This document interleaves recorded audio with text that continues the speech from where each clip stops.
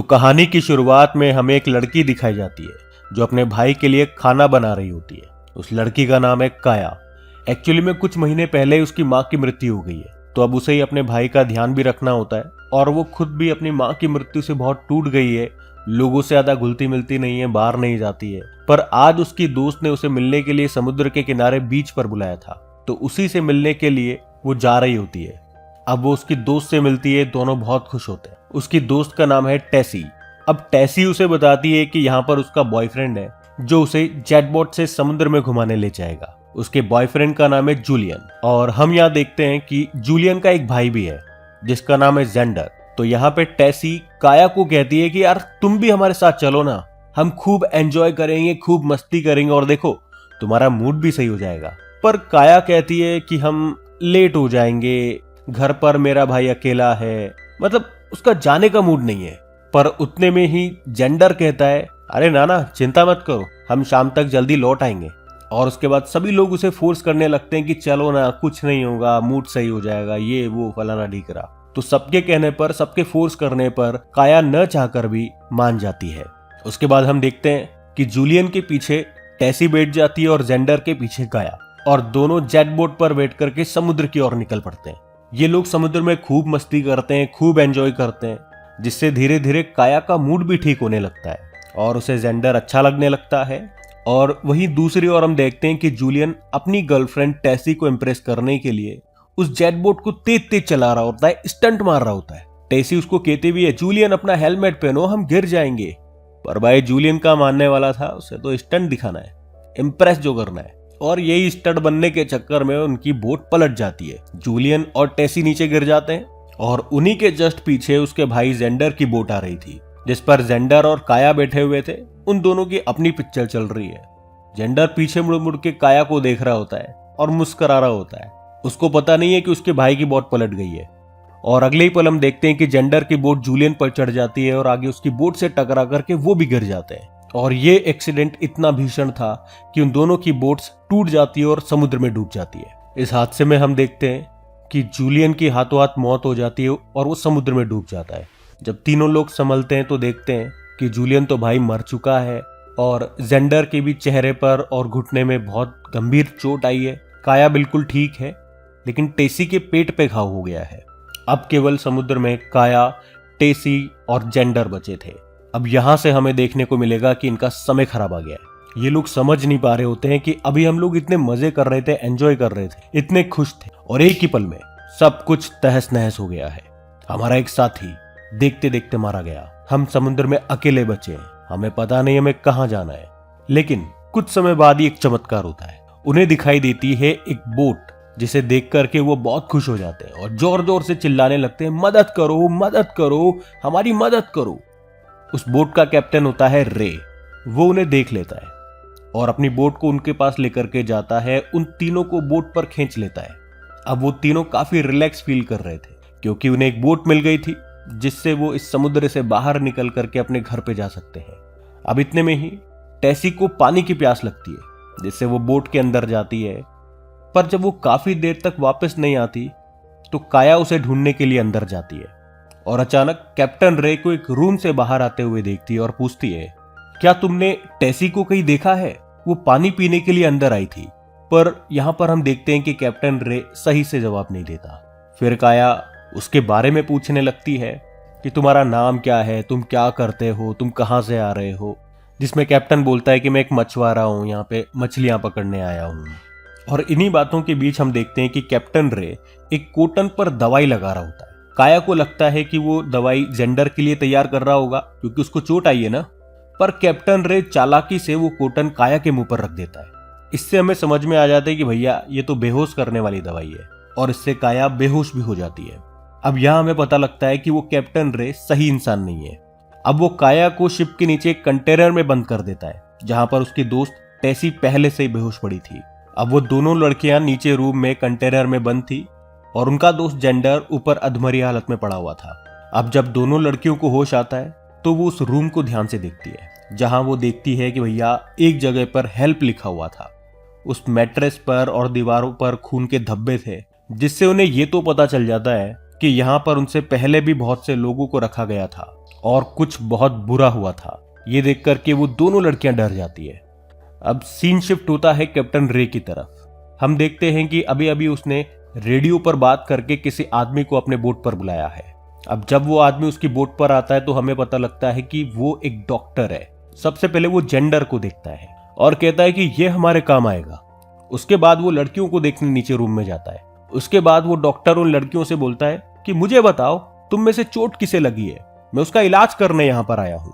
तो टेसी बोलती है हाँ मुझे चोट आई है, मेरे पेट में चोट लगी है। फिर डॉक्टर उसे चेक करता है। उसके बाद कैप्टन रे और डॉक्टर दोनों ऊपर चले जाते हैं।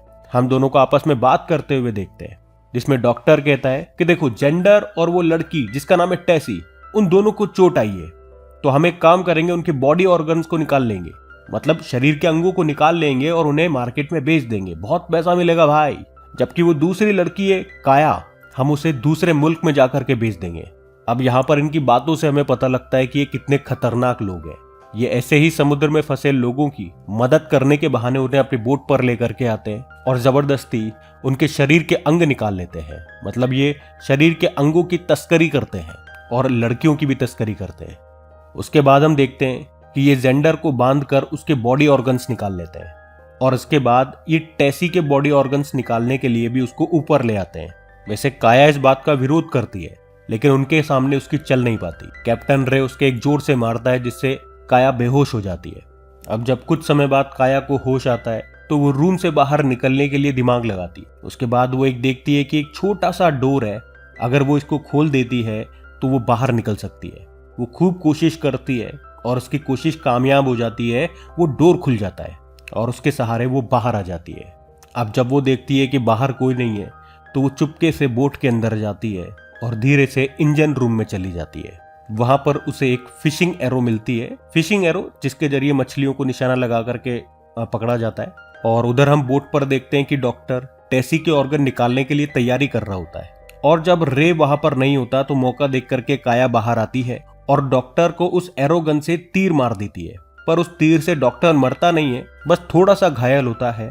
उसके बाद डॉक्टर काया को पकड़कर उसका गला दबाने लगता है। पर इसी बीच काया ने टेसी का एक हाथ खोल दिया था, जिससे टेसी जल्दी से अपना दूसरा हाथ खोलती है और वहीं रखे मेडिकल किट में से एक चाकू निकालकर डॉक्टर की गर्दन पर गोप देती है, गॉप गॉप गॉप, जिससे डॉक्टर वहीं पर मर जाता है। और अभी तक रे इन सब बातों से अनजान था, पर टेसी को पता था कि अगर रे आ गया तो हम उससे जीत नहीं पाएंगे।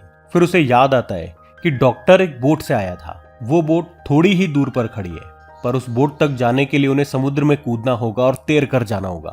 तो वो समुद्र में कूद जाते हैं और बोट की तरफ निकल जाते हैं। फिर हम देखते हैं कि कैप्टन रे अब बोट के बाहर आता है। तो बाहर के हालात देख करके उसका दिमाग खराब हो जाता है कि यार ये क्या हो गया, यहाँ तो डॉक्टर मरा हुआ पड़ा है, वो लड़कियां भी गायब है। फिर वो उन लड़कियों की तलाशी करता है, उन लड़कियों को सबसे पहले अपनी बोट में ढूंढता है। जब बोट में वो लड़कियां नहीं मिलती तो टॉर्च जला करके वो समुद्र में रोशनी करके देखता है, तो उसे वो लड़कियां समुद्र में दिख जाती है। वो देखता है कि वो लड़कियां उस डॉक्टर की बोट की तरफ तैर करके जा रही है। तो रे तुरंत उनके पास जाने के लिए अपनी बोट स्टार्ट करता है, पर वो देखता है कि उसकी बोट स्टार्ट नहीं हो रही है। तो वो चेक करने के लिए इंजन रूम में जाता है। उसे पता लगता है कि इंजन के कनेक्शन तो काट दिए हैं, मतलब काया ने पहले ही वायर काट दिए थे। अब हम लड़कियों को देखते हैं जो तैर कर डॉक्टर की बोट की तरफ जाने की कोशिश कर रही थी, पर जो टेसी है वो घायल है क्योंकि उसके पेट में चोट लगी हुई है, इस कारण से वो अच्छे से तैर नहीं पाती। पर फिर भी काया उसकी मदद करती है। पर यहाँ पर टेसी काया से कहती है कि तुम मुझे यहाँ पर छोड़ के चली जाओ, तुम यहाँ से भाग जाओ, वरना वो रे नाम का व्यक्ति हम दोनों को मार देगा। तो इतने में काया कहती है कि ठीक है मैं जाती हूँ, पर मैं उस बोट को स्टार्ट करके तुमको लेने जरूर आऊंगी, तुम अपना ध्यान रखना। अब हम देखते हैं कि काया डॉक्टर की बोट की तरफ तेजी से तैर कर जाती है और जब बोट पर पहुंच जाती है तो उसे स्टार्ट करने की कोशिश करती है, पर उस बोट की उस शिप की चाबियां न होने के कारण वो उसे स्टार्ट नहीं कर पाती। अब वहां पर ही उसे एक रेडियो मिलता है जिसके जरिए वो कोस्ट गार्ड से कनेक्ट करने की कोशिश करती है। उसका कनेक्शन हो जाता है, वो उनसे मदद मांगती है और उन्हें बताती है कि यहाँ पर एक रे नाम का मछुआरा है जो उन्हें मारना चाहता है।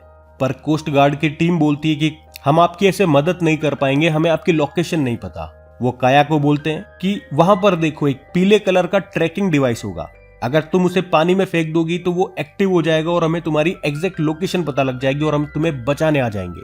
अब काया आसपास देखने लगती है और उसे वो ट्रैकिंग डिवाइस मिल जाती है, साथ में उसे एक फ्लेयर गन भी मिल जाती है जिसे वो अपने पास रख लेती है। अब जब वो उस डिवाइस को पानी में फेंकने जा रही होती है तो रे भी उसी बोट पर आ जाता है और वो काया को पेट में चाकू मार देता है, जिससे काया नीचे गिर जाती है। पर यहाँ पर हम देखते हैं कि काया घबराती नहीं, वो रे की तरफ हाथ बढ़ाती है और उसे इस तरह से टच करती है जैसे वो उसे किस करना चाहती है।